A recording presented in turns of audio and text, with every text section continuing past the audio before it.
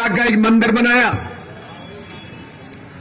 और एक guest house बनाया, और उस गेस्ट हाउस में रुकते कौन है? राष्ट्रीय स्वयंसेवक संघ, विश्व हिंदू परिषद, बजरंग दल के लोग वहां आके रुकते हैं। क्या करते हैं वो उज्जैन वालों से पूछे, मैं इसमें कुछ नहीं कहूंगा। लेकिन साथ में ये मैं बताना चाहता हूं कि उसका पूरा व्यवसायीकरण कर दिया है। जो महाकाल के मंदिर में ट्रस्ट में जमीन पैसा जाना था, अब उनके ट्रस्ट में जा रहा है, जिसका कि धर्म से और महाकाल के मंदिर से कोई लेना देना नहीं है। यह भी मुझे जानकारी मिली है कि महाकाल के मंदिर में चढ़ावा जो आता है, उससे वो अपने नाम से, अपने ट्रस्ट के नाम से लोगों को भोजन कराते हैं। अरे महाकाल का मंदिर का ट्रस्ट से क्यों नहीं होता? अगर गरीबों को खाना खिलाना ही है, यश कमाना है, तो यश मिलना चाहिए भोले बाबा को कि आरएसएस को मिलना चाहिए? मैं आपसे पूछना चाहता हूं साथियों, भोले बाबा को यश न मिले लेकिन मोहन भागवत को यश मिले, या भारतीय जनता पार्टी के नेताओं को जो यश मिले, ये सारा का सारा इनका धर्म है।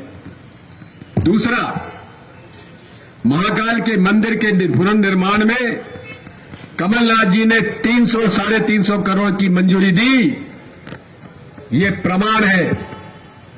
लेकिन ठेका दिया एक ऐसे ठेकेदार को गुजरात के, जिसने लिखित दिया था कि जो मूर्ति हम बना रहे 100 साल नहीं गिरेंगी। 100 साल छोड़ दो, 1 साल भी पूरी नहीं हुई और हवा के झोंके में सप्तऋषि की 6 मूर्तियां गिर गई। अब बताओ, मेरे पास तो जानकारी यह है कि कर्नाटक में 40% रिश्वत ली जाती थी, लेकिन महाकाल के मंदिर में 80% रिश्वत ली गई है। लेकिन एक बात है,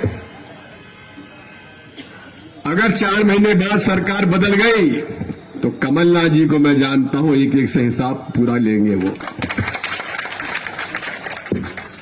और यही नहीं है, अरे ठीक है, उन्होंने कहा था 100 साल में मूर्तियां नहीं गिरेंगी, लेकिन 1 साल में गिर गई।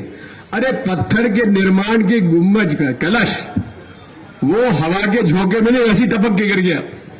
अब आप बताओ कि क्या करें इस धर्म के मामले में। ये भगवान को भी नहीं छोड़ते भ्रष्टाचार करने में। ये हुई महाकाल की बात। केदारनाथ भोले बाबा का, जहां नाटक नौटंकी के करने के उस्ताद नरेंद्र मोदी जी ने गुफा में बैठ के बड़ी रात बिताई, वहां वीडियो पे हमारे कई 3 अलग अलग चैनल्स ने कहा कि 125 करोड़ का सोना उस मंदिर में लगाया जा रहा है। 125 करोड़ का। अब भोले बाबा तो भस्म से ही खुश हो जाते हैं, उनको न चांदी चाहिए न सोना। लेकिन जो लोग सरकार में बैठे उनको तो सोना चाहिए, भाजपा के लोगों को तो चाहिए, संघियों को तो पैसा सोना चाहिए। तो क्या हुआ, जब पट बंद हो जाते हैं रात को, वहां कोई प्रवेश नहीं कर सकता, पुजारी के पास चाबी रहती है। एक दिन पुजारी ने जब पट खोले तो 2 लोग वहां पीतल पर सोने का पॉलिश कर रहे थे, पीतल पर सोने का पॉलिश कर रहे थे। अरे भाई, ये तो सोना था, तो उसमें पॉलिश किस बात का कर रहे थे? और ये अंदर कैसे घुसे? बात यही है कि पीतल लगाया, सोना बताया, और 125 करोड़ का सोना किसके पास गया? ये महाकाल के मंदिर में तो नहीं आया, पुजारियों को तो नहीं मिला, लेकिन किसके पास गया इसकी जांच होना चाहिए कि नहीं होना चाहिए? महाकाल में भी हमारे भोले बाबा को धोखा, केदारनाथ के भोले बाबा को धोखा, और तो और भगवान श्री राम के मंदिर में जमीन में भी धोखा। आपको मालूम है, भव्य मंदिर बनाएंगे, पहले पैसा इकट्ठा किया हजारों करोड़, उसका आज तक कोई हिसाब नहीं दिया। हिसाब दिया क्या? अरे हमने सब में चंदा दिया है। जब राम रथ यात्रा निकली थी हमने चंदा दिया था, और अब राम मंदिर में मामू ने दिया 1 लाख, मैंने दिया 1,11,000। लेकिन हमारे मंदिर के दान का क्या उपयोग हुआ? जमीन खरीद में क्या घपला हुआ? भाजपा के नेता ने एक जमीन खरीदी कुछ लाख में, और उसी दिन शाम को करोड़ों में बेच दी राम मंदिर ट्रस्ट को। फायदा किसको हुआ? भाजपा के नेता को। और नुकसान किसको हुआ? भगवान श्री राम को हुआ कि नहीं हुआ? ये इनका धर्म है। एक नहीं 3 ऐसे प्रकरण हैं जमीन खरीद के, और ऐसे नकटे हैं ये लोग कि इनको शर्म भी नहीं आती। ये अधार्मिक है, इनका धर्म से कोई लेना देना नहीं है। अब भगवान श्री राम का राम दरबार हमारे छतरपुर, हमारे ओरछा में, वहां कहा कि पुल बनेगा राम पथ में। अब राम पथ में पुल ऐसा बना कि उसमें पहले साल में दरारें आ गई। अब बताओ, ये भोले बाबा को नहीं छोड़ते, भगवान श्री राम को नहीं छोड़ते, कि वहां पर हमको छोड़ेंगे? ये लूट लिया, खसोट लिया। और मैं दावे के साथ कहता हूं कि अगर सरकार हमारी आती है तो मुख्यमंत्री और मंत्री और जितने भी भ्रष्ट अधिकारी हैं, इनकी संपत्ति की जांच करवा के रहेंगे हम लोग। जांच होनी चाहिए कि नहीं होना चाहिए? होना चाहिए ना जी? तू छोटे मोटे चिटपुट बात कर रहा है यार, बड़ों की बात कर। नरियाला वाला लगता कहां इनके सामने? वो बेचारा खुरचन खा रहा है। बात यही है, बात यही है कि अब प्रमाण नष्ट करना है। कैसे प्रमाण नष्ट होंगे?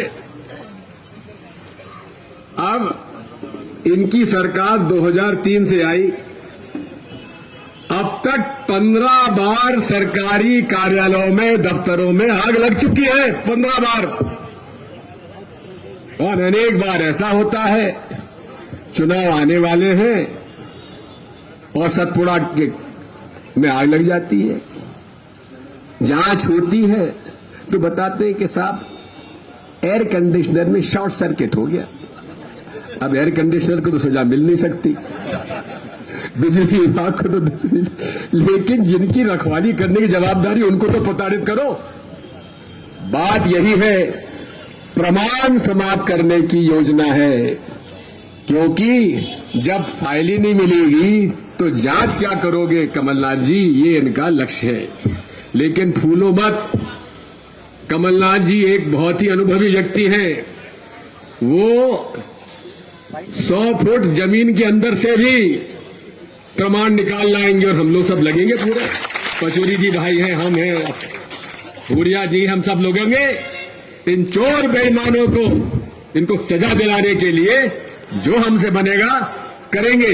हम केवल एक बात चाहते हैं मध्य प्रदेश की जनता से, अरे 20 साल इनको मौका दिया, अरे एक बार हमको भी दे दो।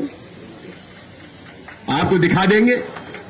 जब जब कांग्रेस आती है बिजली सस्ती हो जाती है, जब जब भाजपा आती है तो बिजली महंगी हो जाती है, जब वसूली हो जाती है तब कहता है लाडली बहना मैं तेरे खाते में 1,000 रुपए डलवा दूंगा। अरे लाडली बहना से 1,000 रुपए तो हर टंकी पे तो वसूल कर रहे हो, उसको 1,000 काहे को दे रहे हो? 100 रुपए में टंकी दे दो ना, 100 रुपए में टंकी दे दो, 1100 की है। लेकिन फॉर्म भरवाएंगे उसमें भी भ्रष्टाचार। फॉर्म नहीं भरे गए तो 1,000, 1,500, 2,000 भाजपा के दलालों ने लिए। और फॉर्म की हालत यह है कि इंटरनेट डालो, साहब कनेक्ट ही नहीं है। ओटीपी नहीं आ रही है, भटकते फिरो। तो कमलनाथ जी ने कह दिया हम, और ये योजना भी चुराई हुई है। ये योजना तो कांग्रेस पार्टी ने हिमाचल में लागू कर दी, कर्नाटक में लागू कर रहे हैं। ये कौन सी नई योजना है? और 2019 के घोषणा पत्र में हमने कहा था न्याय योजना। न्याय योजना ये थी कि गरीबों के खाते में हर महीने 6,000 रुपए डालेंगे। अब यहां तो मोदी मोदी मोदी हो गए, तो मोदी तो लूट भी रहा है और खसोट भी रहा है और कहता ना खाऊंगा ना खाने दूंगा। लेकिन अब भाजपा के लोगों को खाओ और खिलाओ। ये फर्क है मोदी जी में और शिवराज सिंह जी में। साथियों, अंत में आपसे एक ही बात कहूंगा कि अब परिवर्तन की लहर है, परिवर्तन का समय है और जनता वोट चाह रही है देना। लेकिन कांग्रेसी खुद समझ जाओ भैया, एक ही बात है कि लड़ो मत, डरो मत और लड़ो मत। उम्मीदवार इतने खड़े हो गए हैं कि मुसीबत हो रही है, किस किस को समझाएं किस किस को नहीं समझाएं।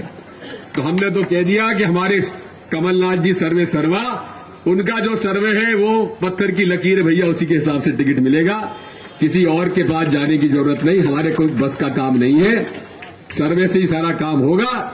इसलिए एकजुट हो जाओ, लड़ो, डरो मत और भाजपा की सरकार मिटाओ, ये मेरी आपसे प्रार्थना है। और जितने ये भ्रष्ट मंत्री, संतरी, मुख्यमंत्री, अधिकारी, दलाल, इनकी एक एक की जांच करा के इनको जहां भेजना चाहिए वो आप सब जानते हैं, वहां इनको भेजा जाएगा। बहुत बहुत धन्यवाद। बोलो भारत माता की जय। जय कमलनाथ।